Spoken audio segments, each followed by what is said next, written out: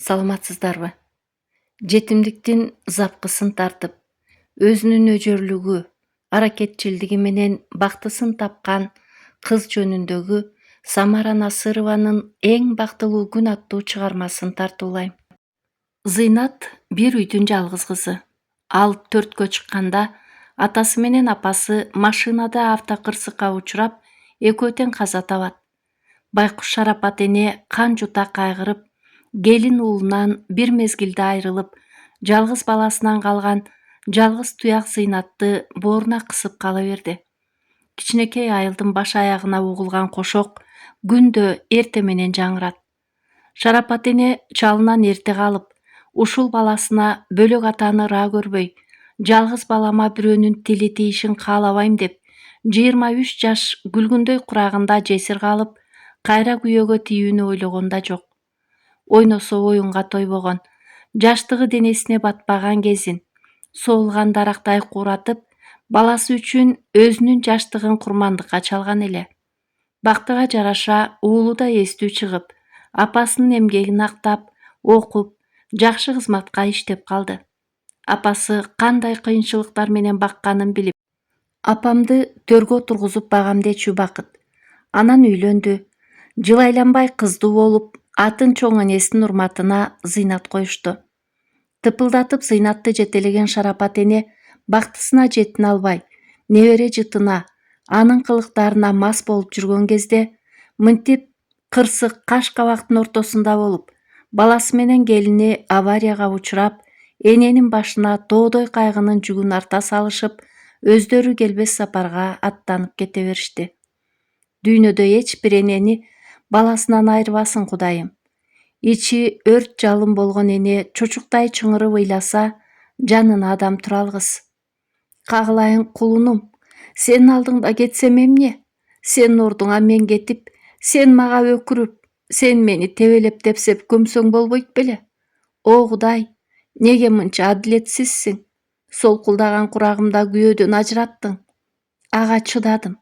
Эми эки көзүмдү оюп, жалгыз уулумду да мага көп көрдүңбү?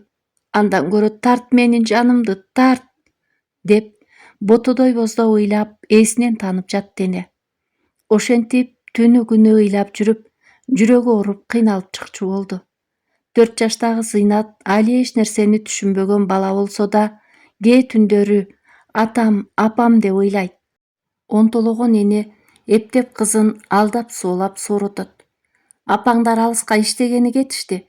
Сен чоң кыз болгондо келишет, деп небересин таптап уктатып, көзүнүн жашын шыпырап отуруп калат. Акыры Кудайдын кылганына баш ие, белин бекем бууп, небересин көзгө сүртүп, тагдырга тан берип отуруп калды. Ошентип бирине бири окшогон күндөр өтө берди. Зыйнат менен Шарапат эне өлбөстүн оокатын термете күн кечирип жатышты.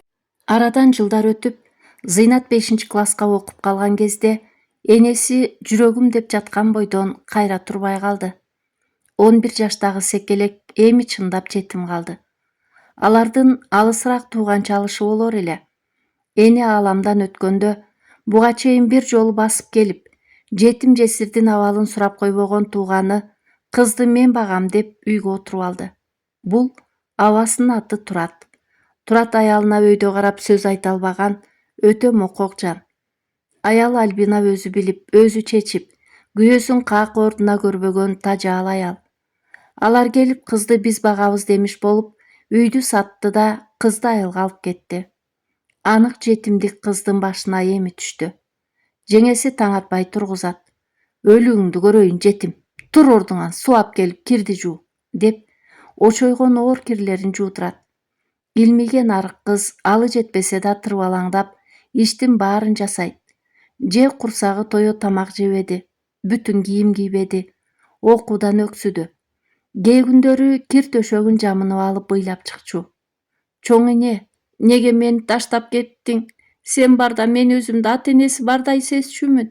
Апам менен атам болсо, мени кичинекей кезимде эле таштап кетип калышты. Эми сиз да таштап кеттиңиз, чоң эне. Мени да өзүңөргө кошуп ап кеткилечи. Мен силерди сагындым, чоң эне, деп ыйлап чыгат. Шолоктогон үндү уккан жеңеси, көзүң аккыр кара жолтой. Жашабай атып баарын жедиң. Көзүң агып дагы кимди жегени калдың деп урушат. Кээде иштерине үлгүрбөй калса, келе калып жонуна дүңкүлдөтүп уруп салат. Өзүнүн балдарын бир да жумшабайт. Болгон күчүн Зыйнаттан чыгарат. Жеңеси жеңил желпи жүргөн аягы суюк аял. Күйөөсү командировкалап көп жүрөт. Кесиби журналист. Гезитке макала топтоп, бирде ойдо жүрсө, бирде тоодо жүрөт.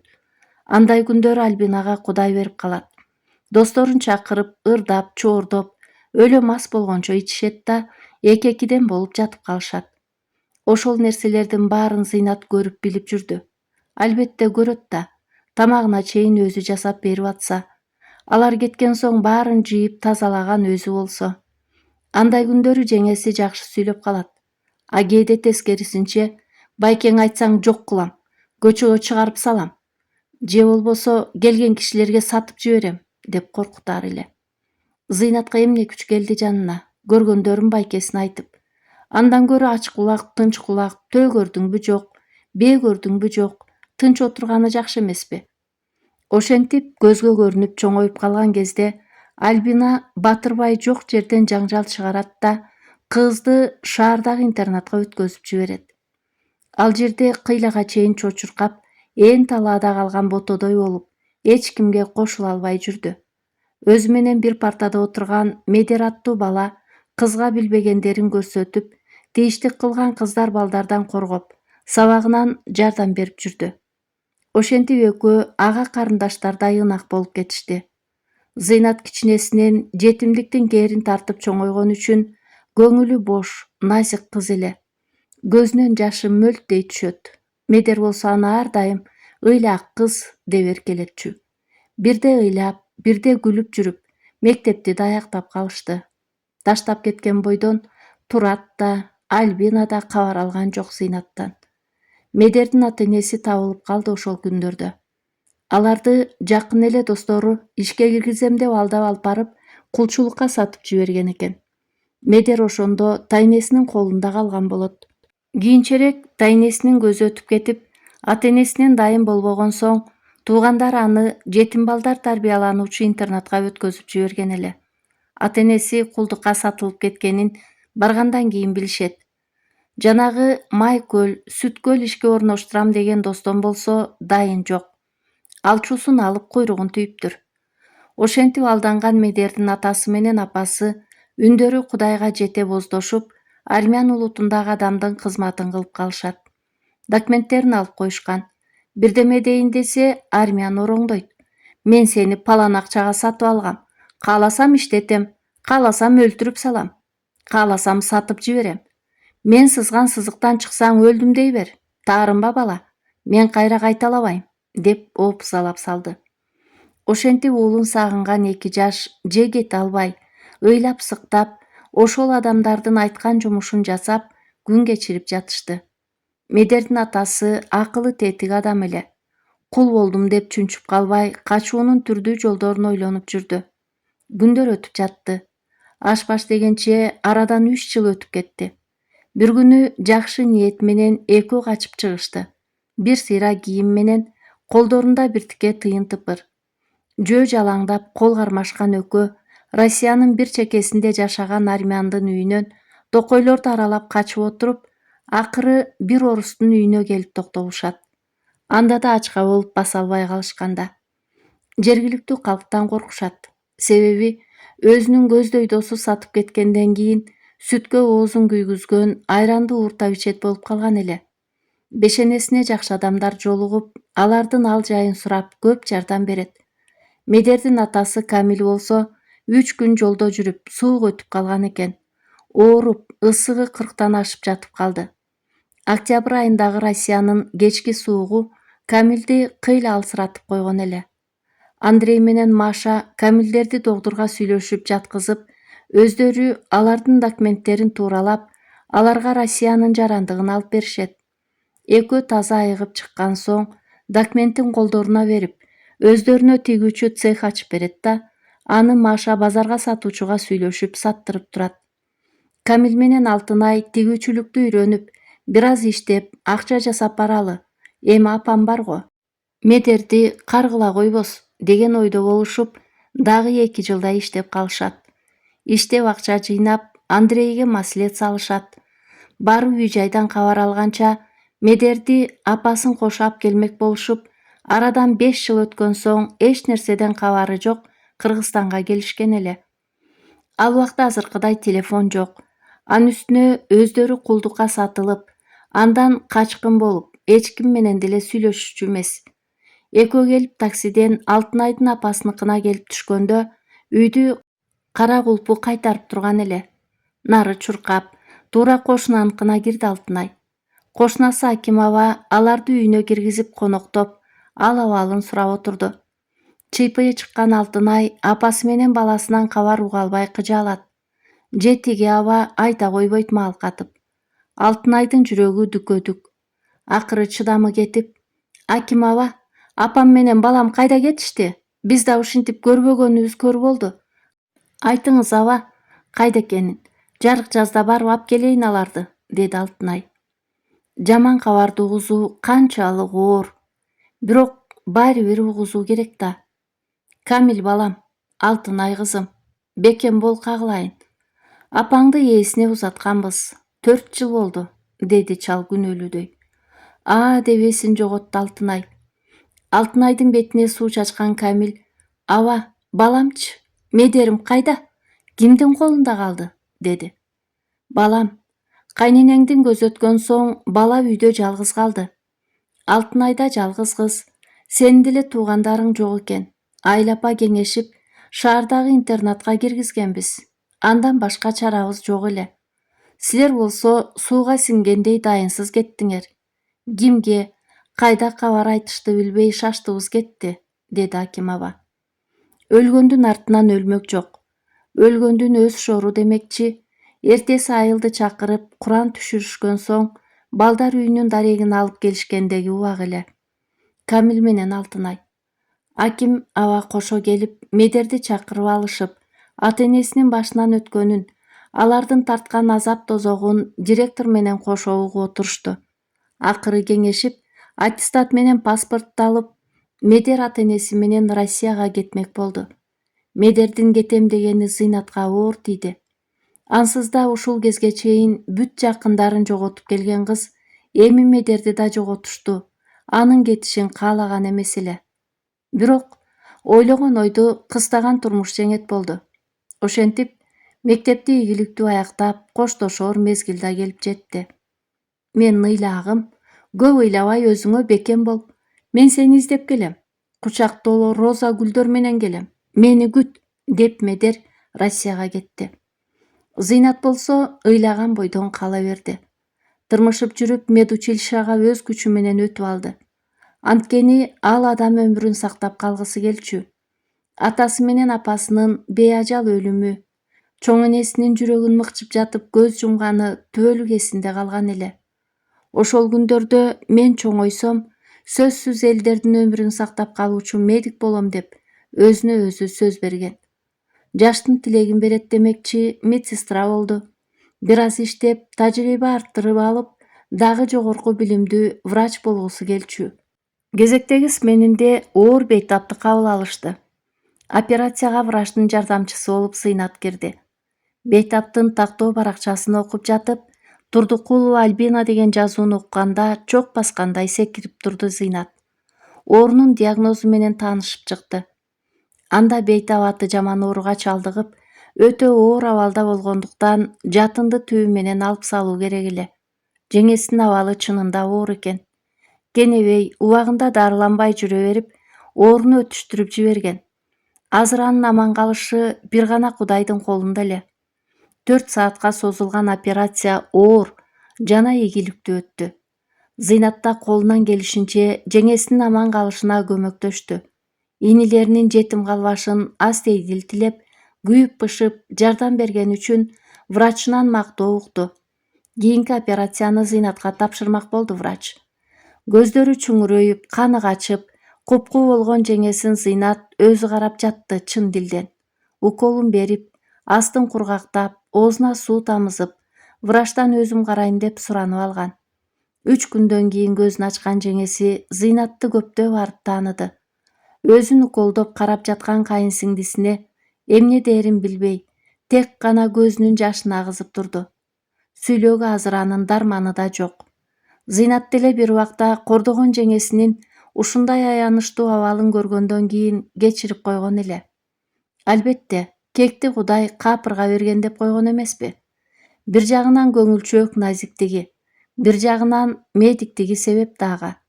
Булар деген Гиппократтын антын тапшырганда, душманы келсе да аны карап, жардам колун сунууга милдеттүү. Эгер кектечүү болсо, анда Гиппократтын анты урбайбы? Ошентип, болгон аракети менен жеңесинин бутуна туруп, жакшы болуп кетишине жардам берип атты.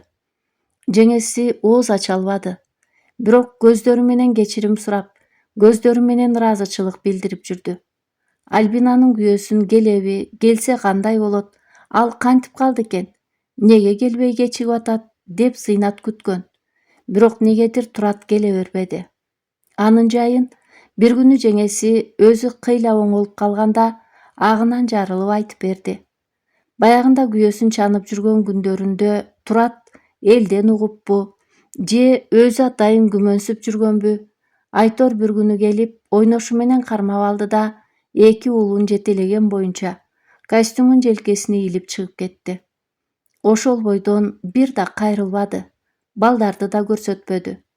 Альбина болсо, Кудай берсең ушундай бер деп, эркиндикке куп гана чыгып, каалаганча ойноду, каалаганча жүрдү, ичти, чекти, баштагыдай колун байлаган балдары да жок. Арадан 4-5 жыл билинбей өтүп кетти. Күндө майрам, күндө той болуп жүрүп, күн өткөнүн деле сезбеди. Ошондой күндөрдүн биринде жанын сыздаткан ооруга кабылды. Болгондо да жан жерин. Догдурга көрүнгөндөн уялып, үйдө өз билгениндей дарылап жүрө берди. Чиркин Альбина. Жүргөндөн, тургандан уялбаган, врачка барып көрүнүүдөн уялды. Ушундай адамдарда уят болот экен го. Кенебей жүрүп арыктап, аппетити да такыр жоголду да, бир күнү бул оору Альбинаны көтөрүп чыкты. Андан кийинки тагдыры бизге маалым, Зыйнаттын колуна келип түштү. Эми жакшы дарыланып чыгыш үчүн көп убакытка догдурга жатыш керек. Өзүн этияттап алып жүрүш керек. Күйөөгө тийгенге да, төрөгөнгө да жарабай калды. Ушул 40 жашка чыкканча эрдин да планын толтуруп койгондой. Мындан ары аны эмне тагдыр күтөт? Алдында кандай күндөр бар? Альбина үчүн бүдөмүк эле. Ал азыр болгону жанын гана ойлоп калган. Жанын сыздаткан оорудан кутулганына тоо деп калган кези. Ошентип жеңеси менен убара болгон Зыйнат кесибинин нары оор, нары жоопкерчиликтүү да экенине көзү жетип, ишине бүткүл дити менен киришип, иштеп жүргөн күндөрдүн биринде аны издеп бир жигит келди. Бул жигит ата-энеси менен Россияга баратып, мен сени издеп келем, ыйлак кыз, деп кеткен интернаттагы Медер эле. Ал келгенине бир ай болуп, сураштырып жүрүп, Зыйнатты таап, ага жолугуш үчүн атайын келген. Зыйнатта жумуш менен, бейтаптары менен болуп, Медерди кыйлап унута түшкөн эле. Бирок кээде эстеп калчу.